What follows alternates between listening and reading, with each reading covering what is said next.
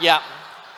I experienced the goodness of that yesterday. We were sitting at lunch together, and I think I know why pastors do that, and I will quit asking my people to do things. No more invitation. It's you're going to do this. Because here's why. Yesterday we were sitting at lunch together, and it was the Korean street food. Whew, that's good. And there was a popsicle, a green popsicle. What's that called? Melon bar. And he asked me if I wanted one. I said, no, thank you. I think I'm done. I can't eat anymore. My mouth hurts from all the spicy food. I don't want anything else. I need to just go home and do nothing else. And he said, no. He's very persistent, right? No. You try. You need to try this. Take the mush bar. Take the thing. Like, eat it. No, thank you. I'm good. No. You're going to eat. I noticed there was no option. I was going to eat it. But the reason he insisted and the reason I accepted, because I didn't know how good it tasted. He did. And that's the way the Christian life is. He's tasted the good life. And he wants us to experience it along with him. And once we experience it, we begin to give green bars to everybody we come in contact with. So he said 5 to 7 minutes. And we've been trained like Pavlov's dogs this week with a bell. Every time it was time to stop or start something new, we were the bell. So I'm waiting for the bell. So my name is, I just briefly want to share because it's so good to be together with believers, and it's been good to be together with believers this week. My name is Jeremy Duranceau. I grew up in a Christian home. My father is a pastor, so I've seen church my whole life and the same typical routine church my whole life, and saved in that ministry and just continued to seek the Lord and always knew there was more for me. And so the Lord called me into ministry before any academics, before education, before I understood how to read, teach, pray, do all those things. The Lord called me to full-time service with him, and then he began to equip me and teach me through leaders and mentors in my life. And today I'm a senior pastor at a church in Clarksville, Tennessee, a Nazarene church in Clarksville, Tennessee. And our church is very much like your church. It's very contemporary. The worship is similar. The congregation is similar. There's not a lot of ties and haughtiness, and there's still some Pharisaism, but they dress differently. So I'm familiar with this. We've tried small groups. We've tried different things to engage people because we believe corporate worship's important.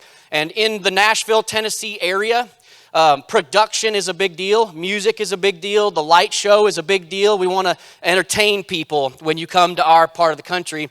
And some of you who've been around there know that. You go to Music Row, you're going to see we entertain you in the South. And so that's what we did for years. Our church is over 100 years old, and we had the light show. We've got all the stuff that goes on with that. And it's not a bad thing. It's just that's what our church had become, a worship church. And in my heart, the Lord began to stir that I can't be a part of a church that only focuses on Sunday mornings. And when I began to pray that and think about that, we began to see some staff and people leave because they didn't understand or didn't want to be a part of a model that wasn't Sunday morning focused. And the Lord just began to pull those people off. And so that's kind of a background of our church, very contemporary. Post-COVID, we're about 150 people or so, but we're trying to find out what the Lord wants for us next. Which leads me into how I got here. We partner with a Korean congregation in town, another Nazarene church that we partner and share a facility together. And Pastor Lee, young Lee, and his wife Miss Crystal have become close with us, mostly because they bring me food every Sunday morning. It's beautiful. But we've just begun to have relationship. They have we don't communicate well. English is not their first language. And so we try our best to understand, and we talk about discipleship, we talk about evangelism. We have the same heart for our community. Pastor Lee, this is kind of how I got here. And most people, when they come up to me at the seminar and in the church, they're like, how did you get here? You can see that's a good question. How did you get here? And I just laugh and say, I can only see that the Lord's hand has been on it the entire time through humor. Pastor Lee asked me if I wanted to go to a church seminar. I said, yeah, where's it at? He said, it's in Houston. And it teaches the principles that we're doing. It teaches a New Testament church, and it'll teach you to say, don't come to my church. Go to somebody else's church. So I said, okay, the Lord must be in that.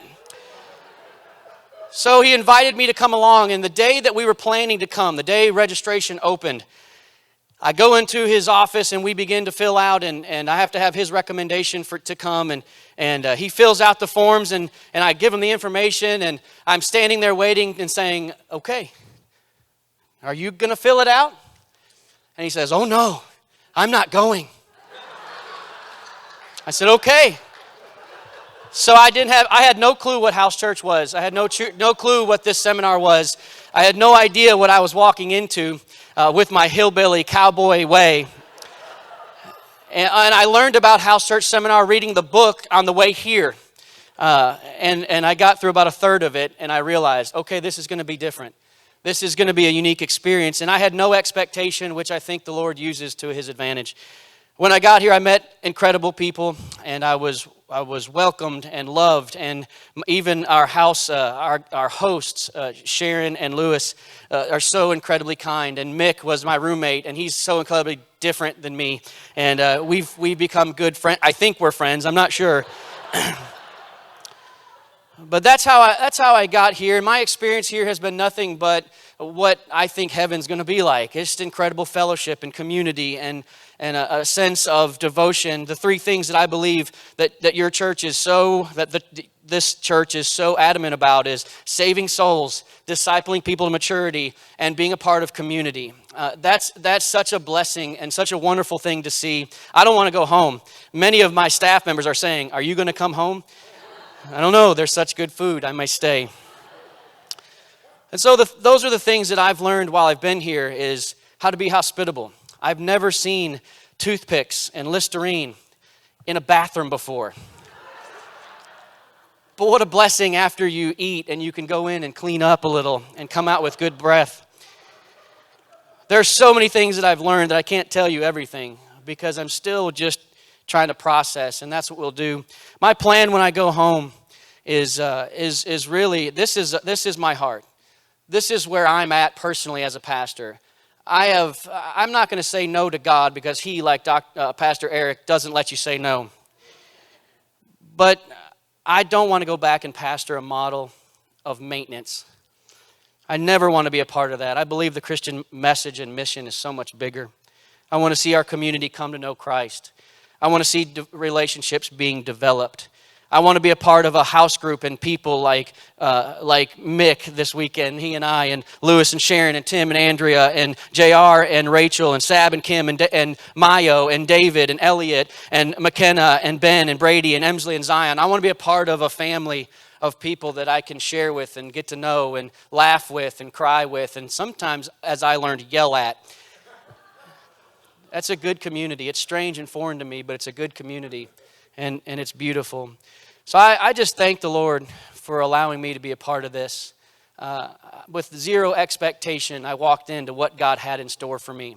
And with a little shock and not really any resistance, the Lord really opened my heart and my mind and my eyes to what his kingdom could look like. And I'm so grateful that you gave me the opportunity to come and be a part of your community for this week. The last thing I want to say, an implementation part. We're going to pray about this. I've already had conversations. We're going to begin to do this. But your children's pastor's husband, Joe, shared something yesterday that I just had great conviction for my own family. That as soon as I get home, our family will begin to have house church. My family, the time I spend with my family is so significant.